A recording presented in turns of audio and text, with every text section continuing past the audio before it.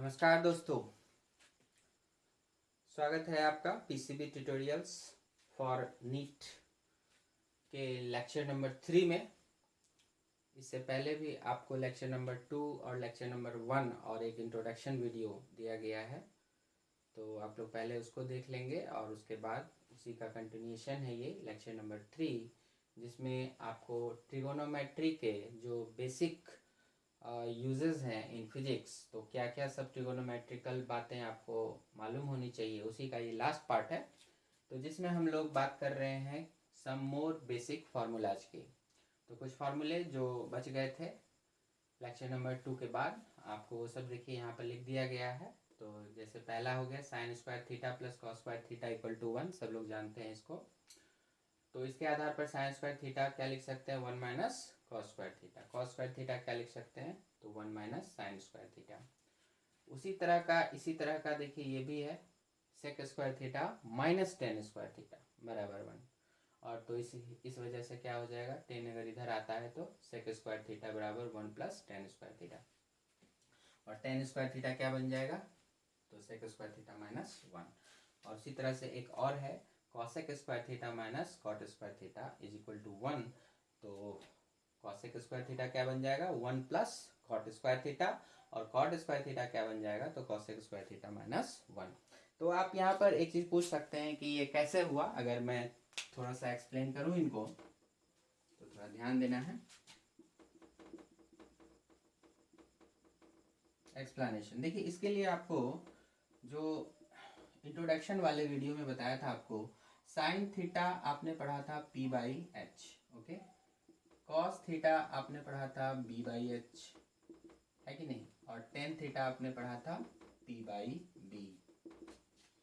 और ठीक इन्हीं का reverse, cosec theta H by P, sec theta H by B, और cot theta B by P. इन्हीं को जब आप यूज करेंगे ना, तो ये हो जाएगा। जैसे ए बी सी, इनमें से कोई भी आप उठा लो। जैसे कि अगर ए का एक्सप्लेनेशन करना है आपको, तो एलएचएस उठाओ। क्या लिखा हुआ, sine square theta plus cos square theta. तो देखिए वैल्यू रखिए, यहाँ से क्या हो जाएगा, P square by H square, और कॉस वाला B square by H square. LCM H square हो गया, P square plus B square. अब ये पाइथागोरस थ्योरम से, तो किसी भी राइट एंगल ट्राइंगल में हम लोग को ये बात पता है, ये एच है, ये पी है, ये बी है, ये थीटा था। तो B square plus P square, ये P square plus B square, एक ही बात है, बराबर एच स्क्वायर। तो उस हिसाब से क्या हो जाएगा, ये H square by H square that is equal to 1। ऐसे ही आप कोई भी बी वाला उठा के देख लो, तो आप लिख सकते हैं equal to R H S. B वाला उठा के देखिए आप एल एच एस को, sec square theta minus tan square theta put करेंगे। सेक थीटा की वैल्यू पुट कीजिए। सेक थीटा बताया आपको एच बाई बी, तो H square by B square, और टेन थीटा क्या हो गया, P square by B square. तो यहाँ से आ गया इस प्रकार। तो H square minus P square देखिए क्या हो जाएगा, बी स्क्वायर हो जाएगा। तो B square by B square this is equal to 1। ये हो गया आरएचएस। ऐसे ही सी, cosec square theta minus cot square theta, है ना। आप इनकी भी वैल्यू डालिए, कॉसेक की वैल्यू डालिए, कॉट की वैल्यू डालिए, और सॉल्व कीजिए, देखिए बना जाएगा। क्लियर है। तो ये आपके लिए छोड़ देता हूं मैं, ये आप सॉल्व कर लेंगे, ठीक है। तो वीडियो को पॉज करके आप उसको कर लें, और फिर हम लोग आगे बढ़ते हैं, राइट। हाँ जी दोस्तों, अब बढ़ते हैं आगे। तो देखिए, तो ये तीनों फार्मूला के बाद हम लोग आते हैं इस चौथे पर, जिसमें लिखा हुआ है टेन ए प्लस बी।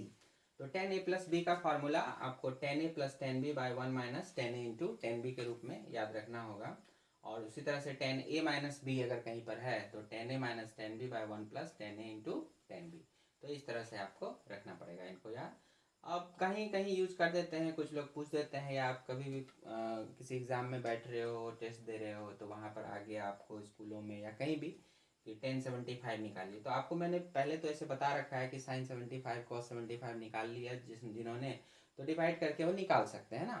तो लेकिन वो थोड़ा लॉन्ग प्रोसेस पड़ेगा। अभी अगर ये फार्मूला याद है हमें तो हम इस तरह से भी आगे बढ़ सकते हैं। 75 को 45 + 30 लिखा जा सकता है और उसके बाद फिर क्या लिखिएगा 10a + b को 10a + 10b by 1 - 10a × 10b। तो फॉर्मूला में पुट कर दिए 1045 1030 आपको मालूम है 1045 इज 1 एंड 1030 इज 1/√3। तो आप ये सब वैल्यूज यहाँ पे पुट करेंगे, सॉल्व करेंगे और आपको फाइनल आ गया √3 + 1/√3 - 1। उसी तरह से आपको ये वाला फॉर्मूला भी यूज हो सकता है ना, 16 वगैरह में आप यूज करके देखना। तो ये आपको मैं होमवर्क दे देता हूँ यहाँ पे, आपको ये खुद से करना है 10 16 डिग्री। तो कैसे लाओगे, थोड़ा सा हिंट कर दूं, माइनस करना था 53 - 37 है ना, और 1053 एंड 1037 मालूम है आपको, तो 10a - b का फॉर्मूला लगाएंगे और डायरेक्ट ले आएंगे। क्लियर है। पीछे की वीडियो में आपको बताया भी गया है sin 16 cos 16 इन सब की वैल्यूज, और फिर 10 जो है उसको डिवाइड करके आ जाएगा। तो यहाँ भी कर लेना है इस तरह से, इस फॉर्मूले को यूज करना, सेम आंसर आएगा आपको। चलिए 1074 अगर इस सब को निकालना होगा तो आपको इस तरह के फॉर्मूले की जरूरत पड़ेगी, 10 2 थीटा की जरूरत पड़ेगी, और भी कई तरह से निकाल सकते हैं, 37 + 37 करके भी निकाल सकते हैं, इससे भी निकाल सकते हैं, तो कई सारे तरीके हैं। मैं आपको ये वाला बता रहा हूँ। तो 10 2 थीटा बराबर 2 tan theta by 1 - tan square theta. तो 1074 के लिए इसमें आपको थीटा बराबर रखना पड़ेगा कितना 37, तो 2 टाइम्स 1037 बाय 1 - tan स्क्वायर 37 हो जाएगा ना। 1037 कितना, देखिए भूल गए तो एक बार फिर से दिखाता हूँ। ये राइट एंगल ट्राइंगल बहुत काम का है। 37 सामने 3, इधर 4, इधर 5, तो 1037 क्या बन रहा है देखिए 3/4। ओके, सो 3/4 स्क्वायर करना है 9/16, कितना हो गया ये, तो यहाँ से हो गया आपका 6/4 और 16 - 9 7/16, ये कैंसिल हो गया, तो 24/7 ये इसका आंसर चल जाएगा। ठीक है, तो इस तरह से आपको ये सारी बातें याद रखनी है। तो आपने ये दोनों फार्मूला भी देख लिया, और फिर दो ऐसे छोटे छोटे फार्मूले sin 3 थीटा cos 3 थीटा इनकी वैल्यू तो ये आप जस्ट याद रख लीजिए। मेडिकल में इसका नहीं के बराबर यूज़ है, लेकिन आपको यहाँ वहाँ कहीं किसी जगह किसी प्रॉब्लम में किसी टेस्ट एग्जाम में अगर आप सॉल्व कर रहे हैं तो हो सकता है कभी किसी ने इस तरह के फार्मूले को यूज़ करके सॉल्व कर दिया तो आपको थोड़ा समझने में आसानी हो जाएगा। तो sin 3 theta is 3 sin theta - 4 sin q theta and cos 3 theta is 4 cos q theta - 3 cos theta. Engineering वालों के लिए ज़्यादा इंपॉर्टेंट है, आप लोग के लिए नहीं। ठीक है, तो फिर भी हम लोग एक बार नोट करके छोड़ देंगे। तो यहाँ तक लिखिए, फिर हम लोग आगे बढ़ेंगे और कुछ प्रॉपर्टीज ऑफ ट्राइंगल्स के बारे में जानेंगे, जिसमें दो रूल हैं, साइन रूल कोसाइन रूल, और कुछ सेंट्रॉइड से रिलेटेड प्रॉपर्टीज को देखेंगे।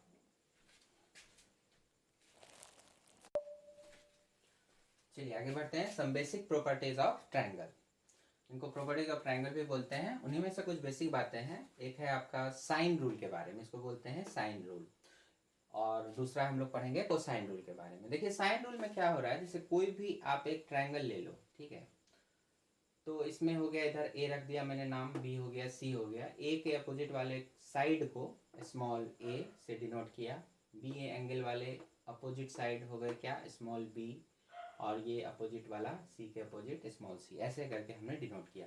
तो 3 एंगल होते हैं, 3 साइड होते हैं किसी भी ट्राइंगल में। तो आपका साइन रूल क्या कहता है कि आप जो भी साइड यहाँ पे लो डिवाइडेड बाय अपोजिट वाले एंगल का साइन, इस तरह से A by sine A, this will be equal to, उसी तरह से बी डिवाइडेड बाय अपोजिट वाले का साइन बी, उसी तरह से अपोजिट वाले का सी अपॉन साइन सी। कहता है कि ये सारी चीज़ें एक कांस्टेंट के बराबर होती है और आपस में भी इक्वल होती है। तो आपको सिर्फ इस इक्वलिटी जो आपस में है, A by sine A, B by sine B और सी बाय साइन सी की आपस में इक्वल है, इन्हीं को हम लोग साइन रूल का नाम देंगे, और यही आपको जगह जगह पर यूज हो जाएगा कुछ न्यूमेरिकल प्रॉब्लम को सॉल्व करने में। दूसरा है कोसाइन रूल, उसके बारे में देखिए। तो अगर आप यहाँ पर के एंगल ए के साथ कॉस लगाते हैं, मतलब कॉस ए निकालना चाहते हैं, तो आपको पता होना चाहिए बी की वैल्यू, सी की वैल्यू और इस ए की वैल्यू। तो आप फॉर्मूला लिखेंगे B square plus C square minus ए स्क्वायर अपॉन 2bc। तो इससे क्या होगा, आपको कॉस ए मिल जाएगा। इसी तरह से आप चाहें तो कॉस बी के लिए काम कर सकते हैं, यहाँ पर से कॉस बी, तो इनसे जुड़ा हुआ कौन कौन साइड है, ए और सी, तो आपका फॉर्मूला होगा A square plus C square minus B square by 2ac। And similarly cos C, अगर आप लिखना चाहेंगे इसे तो आपको लिखना है, इन दोनों से मिलके बना है AB से, तो A² प्लस B² माइनस हो जाएगा C² बाई 2AB। तो ये फार्मूला भी आपको जगह जगह पर यूज आएगा, आप देखेंगे। तो ये साइन रूल कहलाया और ये कोसाइन रूल कहलाया। ठीक है, तो वीडियो को पॉज करके इनको आप लिख लें, फिर और भी ट्रायंगल से रिलेटेड कुछ बातें हैं बताते हैं।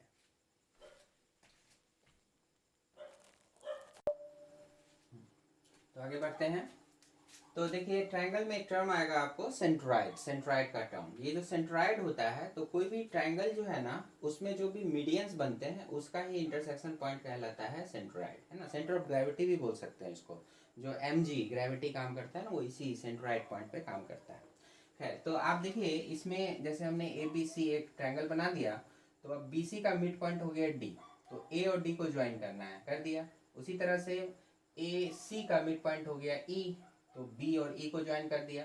उसी तरह AB का मिड पॉइंट हो गया F, तो C और F को ज्वाइन कर दिया। ये सब क्या होंगे, एक ही पॉइंट से पास करेगा, और जिस पॉइंट से ये पास करता है उसी का क्या नाम हो गया, सेंट्रॉइड। तो इसके बारे में एक बड़ी खास बात होती है, ये आपको याद रखना है कि ये जो AG की लेंथ है और डिवाइडेड बाय मैं अगर ये वाला GD की लेंथ करूं, ये आ जाएगा 2:1। मतलब कि इस GD लेंथ का ठीक डबल होता है ये AG लेंथ। ओके, और यही चीज सबके साथ होती है। मतलब आप चाहो तो इसे क्या लिख सकते हो, आप लिख सकते हो BG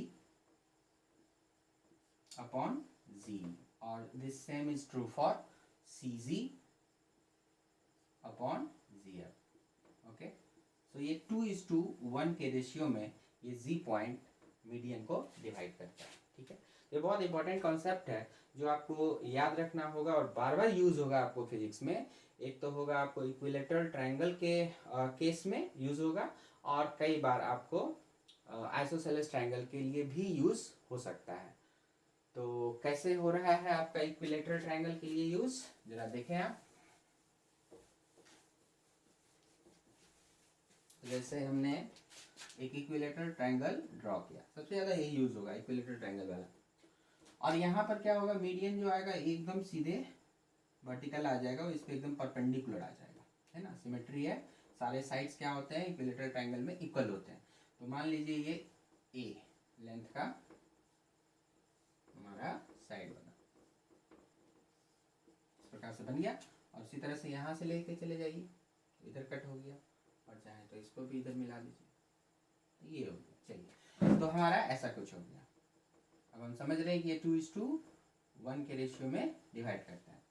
तो अगर ये साइड लेंथ A है, तो आपसे अक्सर पूछा जाएगा कि आप मुझे A और इस पॉइंट को हम नाम दिए G, तो आप मुझे AZ और इसको नाम चाहिए दिया D। तो AZ की वैल्यू A के टर्म में कितना हुआ, 2:1 के रेशियो तो है ही, AZ अपॉन ZD। अगर AZ मुझे मिल जाए तो उसको हाफ कर देंगे तो ZD मिल जाएगा।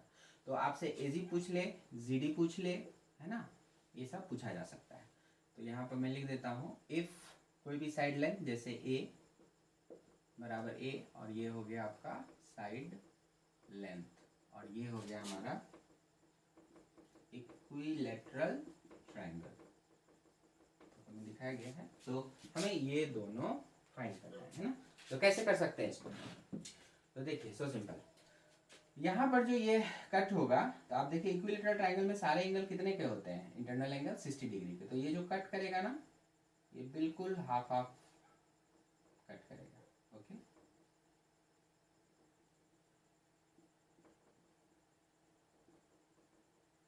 इस तरह से, है ना, हाफ हाफ कट। तो 30 हो गए। अभी हम लोग क्या करेंगे कि इस वाले ट्रायंगल में ZBD में, तो इन ट्रायंगल BZD में हम लोग क्या देखते हैं, ये वाला। तो पहले हम ZD निकालने की कोशिश करते हैं। देखो ये चूंकि इसका मिड पॉइंट है, तो ये क्या हो जाएगा A/2। बहुत इंपॉर्टेंट है, इसको जरूर याद रखिए। अभी हम लोग 1030 का काम कर लीजिए। 1030 करेंगे तो perpendicular ZD upon base, base हो गया BD, है ना। तो हमारा ZD कितना आ जाएगा, BD इंटू 1030। तो तो बी डी कितना है, तो बी डी हमारा आ गया a/2 और 10/30 हो गया 1/√3। तो क्या हो गया ये a/2√3, ठीक है। और देखिए जी डी हमने बताया ये जितना है इसका डबल कर देंगे तो ए जी आ जाएगा, तो इसलिए आप लिख सकते हैं A G equal to 2 times G D, तो 2 टाइम्स a/2√3। तो ये देखिए कैंसिल कीजिए, क्या आ जाएगा a/√3। तो आपको ये याद रखना है, ठीक है। और दूसरे तरह से भी आप कर सकते थे, अगर आप बीजी की वैल्यू निकाल दो तो फिर जो बीजी होगा वही एजी भी होगा, है ना, एकदम सिमेट्री है। तो बीजी कैसे निकालोगे, मेथड 2 करके यहाँ पर इसी ट्रायंगल में आप लगा दो कौन सा, cos 30 base upon hypotenuse. Base क्या है a/2 और हाइपोटेन्यूज क्या हो गया आपका बीजी, जो आपको फाइंड करना था। तो बीजी क्या हो गया, इधर आ गया a/2 डिवाइडेड बाय cos 30, तो a/2 cos 30 √3/2 कैंसिल हो गया, क्या आ गया a/√3। तो जो बीजी है वही क्या बताया एजी, और वही चाहो तो लिख सकते हो सीजी भी, है ना।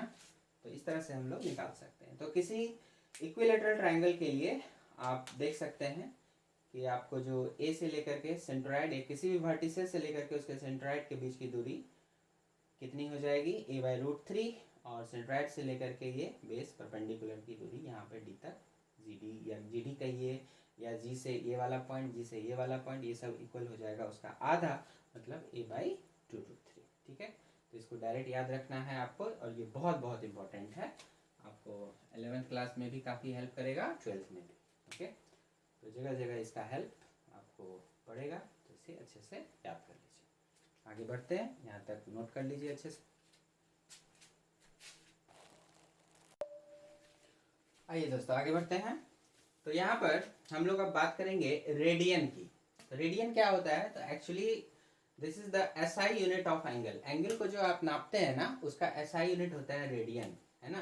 तो हम लोग आगे पढ़ेंगे यूनिट एंड डायमेंशन, जब टॉपिक की बात करेंगे तो उसमें हम जानेंगे एसआई यूनिट में बहुत सारी फिजिकल क्वांटिटीज़ को आप मेजर करते हैं, उसमें से एंगल को भी मेजर करते हैं। तो एंगल का जो एसआई यूनिट होता है वो होता है रेडियन। एक रेडियन के बारे में समझिए, कोई भी सर्कल है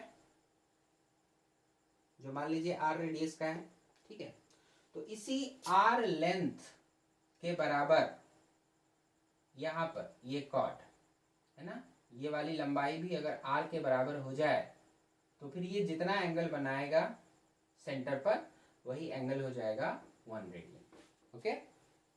याद रखिएगा, रेडियस के बराबर जो आपके सरकमफेरेंस पर जो यहाँ पर जो लेंथ आएगी वो अगर रेडियस के बराबर है ना, कॉर्ड कह सकते हैं आप इसको, तो वो जो भी एंगल बनाएगा यहाँ पर वो कितने के बराबर हो जाएगा, 1 रेडियन। तो किसी भी सर्कल में रेडियस के बराबर इधर आर्क लेंथ लेने पर जो एंगल बनता है सेंटर के ऊपर वही क्या कहलाएगा, 1 रेडियन, ओके। इस तरह से। अच्छा, यहाँ पर एक बात जरूर आप लोग ध्यान रखिएगा, तो कंफ्यूज नहीं करेंगे। यहाँ अगर मैं इसको ए कह दूं, इसको बी कह दूं, इसको ओ कह दूं, और इस कॉर्ड की बात करूं जो ए बी कॉर्ड है, this A B is not equal to R, okay. ये चीज थोड़ा सा देख लीजिएगा, A B is not equal to R. ये डायरेक्ट लेंथ जो है ना, स्ट्रेट लाइन वाला, ये आर नहीं है। किसको आर होना है, ये आर्क लेंथ को, ये जो ऐसे मुड़ के गया हुआ है, क्लियर, वो होना चाहिए आर, समझे। हाँ, तो फिर जो एंगल बनेगा वो क्या बनेगा, 1 रेडियन। और ये 1 रेडियन कितना होगा, तो 60 डिग्री से थोड़ा सा कम होता है ये रेडियन, ठीक है। क्योंकि अगर ये भी आर हो जाता ना तो फिर तो तीनों इक्विलेटरल बन जाते, तो फिर तो 60 आ जाता। अब ये चूंकि आर तो है नहीं, ये आर से थोड़ा छोटा होता है, ठीक है। तो ये यहाँ पर जो भी एंगल यहाँ बनाएगा वो 60 से आपका थोड़ा सा छोटा बनेगा। तो 1 रेडियन को कैलकुलेशन करके निकाला गया, तो ये एग्जैक्ट नहीं है, ये कुछ फ्रैक्शन में जाता है। तो उसको हम लोग एंगल में ऐसे लिखते हैं, 57 डिग्री 17 मिनट्स एंड 45 सेकेंड्स। तो यहाँ पर क्या होता है ना कि 1 डिग्री को फर्दर डिवाइड किया गया है 60 मिनट में, जैसे कि वो क्लॉक में आप देखते हो, और उसी तरह से 1 मिनट को डिवाइड किया जाता है फिर से 60 सेकेंड्स में। सेकेंड्स के लिए डबल कॉमा इस तरह से देते हैं, और मिनट के लिए एक बार ऐसे लिखते हैं। तो इंजीनियरिंग के लिए ये सब डिटेल में बताया जाता है, आप जस्ट एक बार नोट कर लो, आपके लिए काफ़ी है। और इन्हीं सब कैलकुलेशन को ध्यान में रखते हुए जब आप पाई रेडियन तक पहुंचते हैं तो वो पाई रेडियन 180 डिग्री को बताता है। जब आप यहाँ से यहाँ तक 180 डिग्री आ जाते हैं तो this is same as pi radian. Pi मतलब 3.14, जिसकी वैल्यू आएगी 3.14। पाई के बारे में थोड़ा सा समझिए। It is the ratio of the circumference to the diameter of any circle. कोई भी सर्कल बनाए आप, उसका सर्कमफेरेंस नापे कितना होता है उसका लेंथ, और उसको डिवाइड कर दीजिए उसके डायमीटर से, तो जो क्वांटिटी आती है ना उसी को आप बोलते हैं पाई। और ये एक इरेशनल नंबर है, ये कोई फिक्स नहीं आता। आप छोटा सर्किल लो, बड़ा सर्किल लो, कितना भी बड़ा सर्किल लो, कोई मैटर नहीं करता। और ये नंबर ना इरेशनल नंबर आता है, इसी को सॉल्व करके देखा गया है। तो 3.1416 के आगे भी बहुत सारे डिजिट वो आते रहते हैं, और ये रिपीट भी नहीं करता है अपने आप को, एकदम आता जाता है आता जाता है। ठीक है, तो ये हम लोग एवरेज रूप से 3.14 से काम चलाते हैं, लेकिन आप 16 भी याद रखिए तो अच्छा है। और कभी रेशियो के टर्म में याद रखना होता है तो हम लोग इसको 22/7 के रूप में भी याद रखते हैं। और ये लगभग लगभग कहीं कहीं आपको कई कैलकुलेशन में देखने को मिल जाएगा √10। एक्चुअली में √10 आपका होता है 3.16 के क्लोज होता है। तो आप √10 और पाई को लगभग लगभग इक्वल मान सकते हैं। ठीक है ना, कहीं कहीं हमको कैंसिलेशन करने की जरूरत पड़ जाती है। मतलब क्या हुआ, अगर आपको पाई बाई √10 लिखा हुआ है तो दिस इज ऑलमोस्ट 1। समझे क्या? तो कई सारे ऑब्जेक्टिव क्वेश्चन में हम लोग इस तरह के अप्रोक्सीमेशन को यूज करेंगे, तो ये आपके लिए फायदा होगा। पाई 3.14 से थोड़ा ज़्यादा होता है और √10 आपका 3.16 के आसपास होता है, तो वो ऑलमोस्ट 1 आपको दे देगा। सो याद रखिएगा, वेरी इंपॉर्टेंट। ओके, तो हमने पाई को देखा, circumference of circle divided by diameter of the circle. और इसीलिए सर्कमफेरेंस ऑफ सर्किल अगर निकालना होगा तो पाई इंटू क्या करिएगा, डायमीटर करना होगा ऑफ द सर्किल। तो इसीलिए पाई इंटू डायमीटर आ गया, डायमीटर इज 2r, सो ये क्या बन गया 2πr। इसीलिए आप याद करते हैं सर्कमफेरेंस ऑफ सर्किल का फॉर्मूला 2πr। ओके, क्लियर है यहाँ तक? तो अच्छे से सबको नोट कर लीजिए, वीडियो को पॉज करके फिर आगे बढ़ते हैं।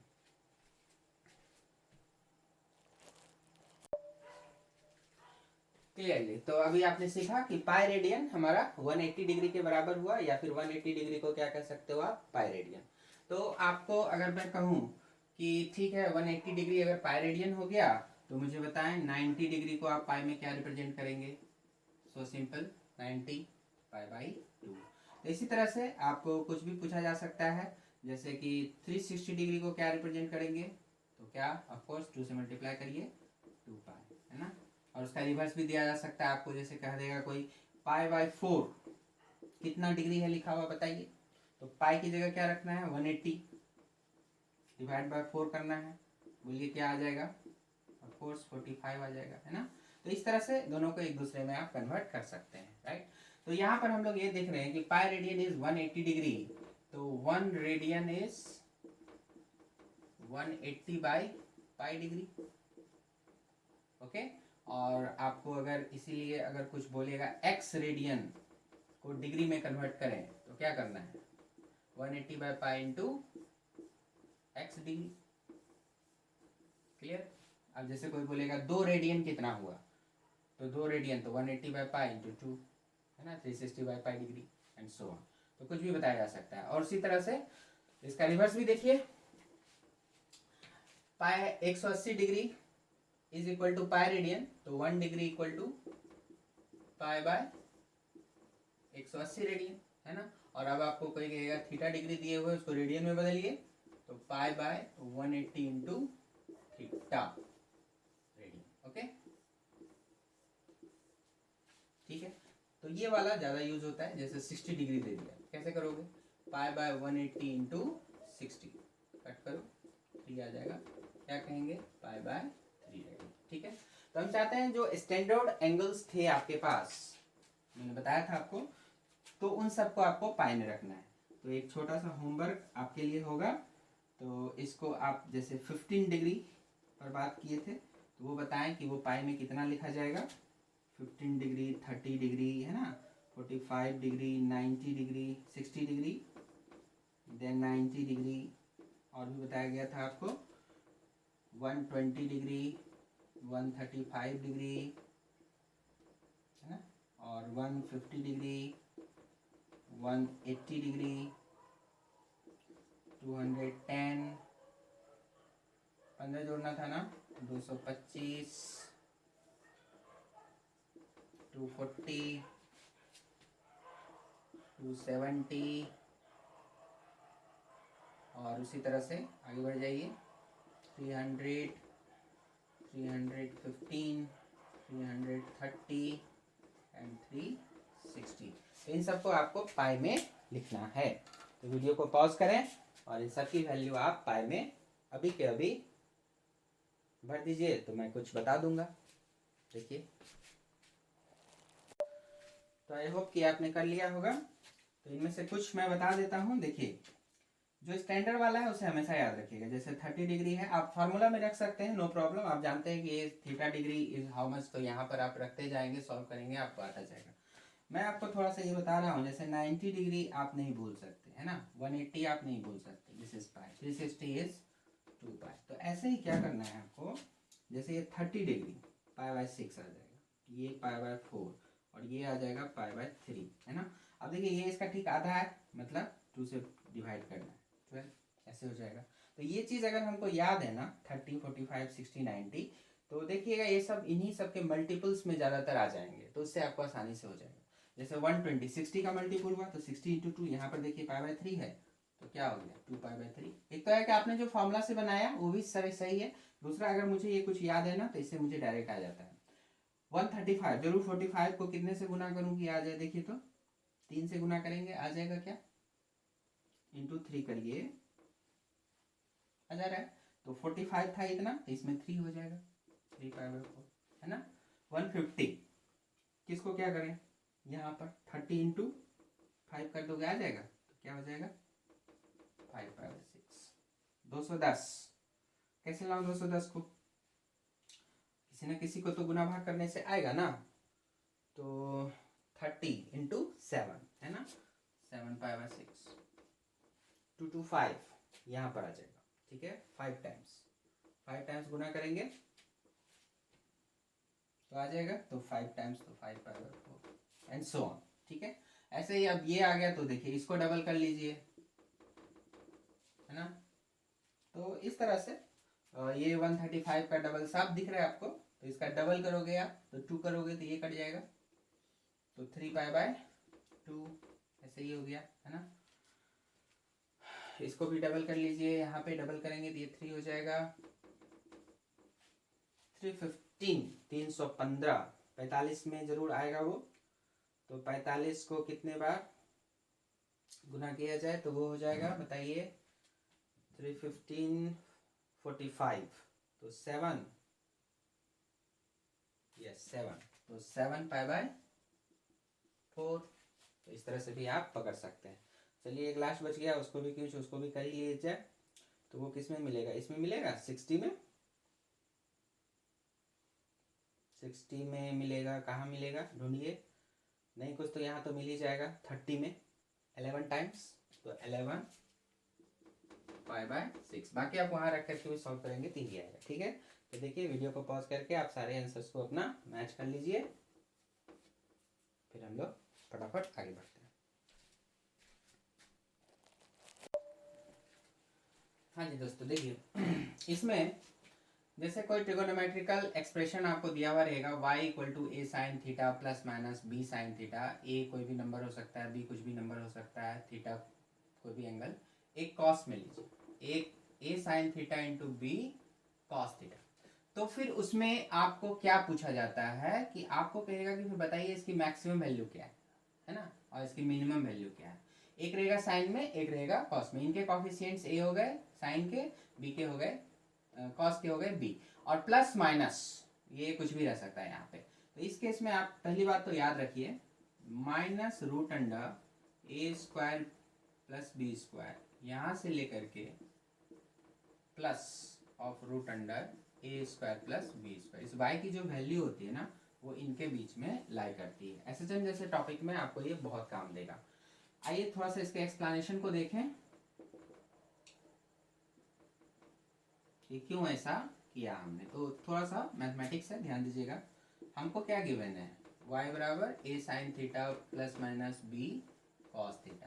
तो इसमें हम क्या करते हैं, अगर मैंने 1/√a²b² से डिवाइड किया, इन मल्टीप्लाई भी करना है डिवाइड भी करना है, तो मल्टीप्लाई वाले को बाहर लाइए और डिवीजन वाले को इधर लेके जाइए। हाँ ऐसे, तो वही डिवीजन यहाँ भी लगेगा, देखिए इस तरह से। तो अगर आप ऐसा करते हैं ना, जिस नंबर से इंटू करेंगे उसी नंबर से डिवाइड भी करना है, तो ये करते हैं। और फिर इसको आप अगर कोई कॉस अल्फा मानते हैं तो देखिए ऑटोमेटिकली यहाँ पर क्या होता है, कमाल हो जाएगा। देखिए अगर आपने कॉस अल्फा को कहा a/√a² प्लस b² और मुझे साइन अल्फा चाहिए, कैसे लाऊं मैं, तो √1 माइनस कॉस स्क्वायर अल्फा लिख के ला सकता हूँ। तो देखिए जरा, 1 माइनस कॉस स्क्वायर हो गया कितना, a², इसका ये हट जाएगा root, a² plus b²। Solve करेंगे, a² plus b² minus a² divided by a² plus b², ये खत्म हो गया। तो कितना आ गया, ऊपर में तो सिर्फ b बचेगा, नीचे √a² प्लस b²। देखिए ऑटोमेटिकली ये साइन अल्फा में कन्वर्ट हो गया, है ना। ये कमाल की बात होती है। और फिर क्या हो जाएगा, ये आपके फॉर्मूला पे सेट हो गया, sine a into cos b plus minus cos a into sine b। देख रहे हैं, सेट हो गया फॉर्मूला पर। तो ये बन गया साइन थीटा और प्लस माइनस अल्फा, प्लस है तो प्लस, माइनस है तो माइनस। और अब इसकी वैल्यू क्या होती है, तो हमने पढ़ा है ना, साइन में कोई भी वैल्यू हो उसकी मैक्सिमम वैल्यू +1 और मिनिमम वैल्यू -1। तो जब आपको y मिनिमम लाना होगा तो ये मिनिमम होना चाहिए, तो ये मिनिमम कितना, -1, तो ये आ जाएगा आपका माइनस के साथ इतना वैल्यू। और जब आपको इसका मैक्सिमम वैल्यू चाहिए तो ये वैल्यू होना चाहिए +1, तो फिर ये वाली वैल्यू प्लस के साथ यहाँ आ जाएगी, ठीक है। तो आपको एग्जाम में अक्सर याद रखिएगा, अगर जैसे आ गया 3 साइन थीटा -4 कॉस थीटा, तो बताइए कि इसका एम्पलीट्यूड क्या होगा, इस तरह से, मतलब मैक्सिमम या मिनिमम वैल्यू क्या होगा। तो आपको y मैक्स लिखना होगा √3² प्लस 4 का स्क्वायर, इस माइनस प्लस से कोई मतलब नहीं, ये कॉफिशिएंट का स्क्वायर प्लस इस वाले कॉफिशिएंट का स्क्वायर, क्या होगा ये 5 हो जाएगा। और y मिनिमम भी क्या लिखना है, -√, यही 3² 4², मतलब मिनिमम वैल्यू क्या हो जाएगी 5। एम्पलीट्यूड होगा तो वो हमेशा पॉजिटिव होता है, दैट इज 5। तो वो आप देखिएगा टॉपिक में, तो इस तरह से आपको इसका यूज हो जाता है। तो ठीक है, याद रखिएगा कि साइन में कोई भी एंगल हो, कई बार बच्चे कंफ्यूज हो जाते हैं, तो आपने पढ़ा है साइन थीटा -1 से +1 के बीच में, ठीक है। ऐसे ही अगर साइन 2 थीटा भी रख दूं ना, तो भी साइन में आप कुछ भी यहाँ पे रख दो, तो इसी तरह से आप यहाँ पे कुछ भी रख दो, थीटा प्लस माइनस अल्फा कुछ भी रख दो, ये सब की वैल्यू कहाँ से, साइन में कोई भी है ना एंगल में, कोई भी एंगल की वैल्यू तो -1 से +1 के बीच। और यही चीज कॉस के साथ भी लागू होगा, कॉस भी कहाँ से कहाँ के बीच लाई करेगा, -1 से +1 के बीच, ठीक है। तो ये सब वैल्यूज हम लोग अच्छे से याद रखिए, तो फिर कोई दिक्कत नहीं होगी, ठीक है। तो ये सारी बातें हो गई। एक जस्ट 1 मिनट की चीज है, वो भी देख लीजिए। लास्ट में देखिए कभी कभी लिखा हुआ रहेगा कि इस प्रकार से, अगर साइन थीटा बराबर साइन अल्फा, तो फिर आप क्या कहोगे, थीटा बराबर, सिर्फ अल्फा कहने से काम नहीं चलेगा, और भी वैल्यूज हो सकती है, क्योंकि आपको देखिए बताए हैं, जैसे कि यहाँ पर 0 हो गया, यहाँ 90 हो गया, 180, 270, 360, ठीक है।